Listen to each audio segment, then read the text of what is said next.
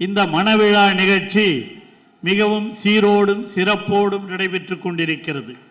48 இன்று 48 ஜோடிகளுக்கு மணவிழா நடைபெற்றிருக்கிறது.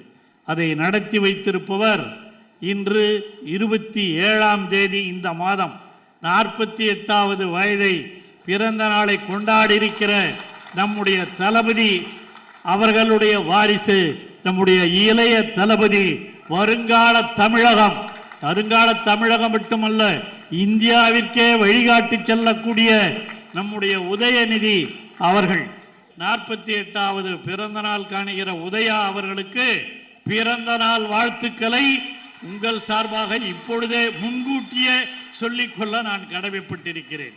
அவர் சாதாரணமானவர் அல்ல. இந்த திராவிட மாடலுக்கு இன்று துணை நிற்பவர் தான் அவர். அவரை இளமை பருவத்திலேயே அறிந்தவன் நான். 10 வயதிலேயே அவரை பார்த்தவன் நான். அவரோடு பழகியவன் நான்.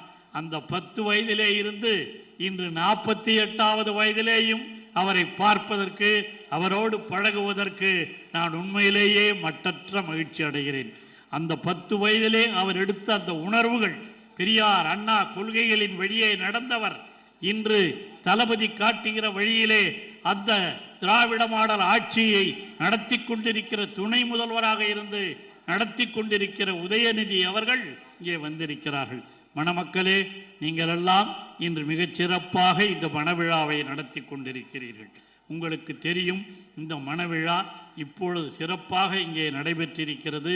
இதுவும் தந்தை பெரியார் அண்ணா கலைஞர் உருவாக்கிய வழியில்தான். யாரும் சமஸ்கிருதத்திலே மந்திரம் சொல்லவில்லை.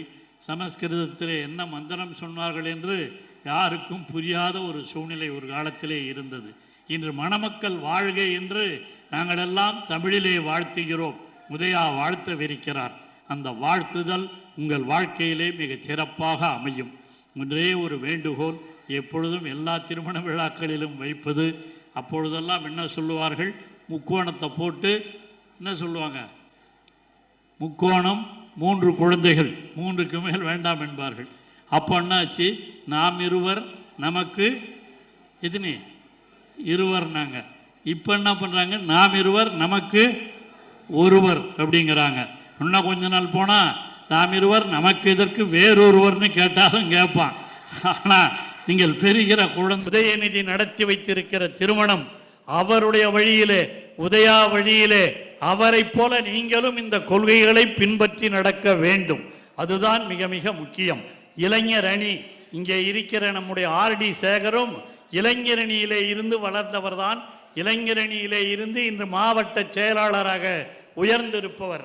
அந்த இளைஞரணியை வழிநடத்தி கொண்டிருக்கிற, இளைஞர்களை வழிநடத்தி கொண்டிருக்கிற உதயாவை போல நீங்கள் பெறுகிற பிள்ளையையும் வளர்க்க வேண்டும் என்று உங்களையெல்லாம் அன்போடு வாழ்த்தி, ஒன்றோ இரண்டோ ஆணோ பெண்ணோ தமிழ் பெயரை சூட்டி இன்று திராவிட மாடல், திராவிட இயக்க வரலாற்றோடு நீங்கள் வளர்க்க வேண்டும் என்று உங்களை அன்போடு கேட்டு உங்கள் அனைவருக்கும் மீண்டும் என்னுடைய வாழ்த்துதலை சொல்லி நிறைவு செய்கிறேன்.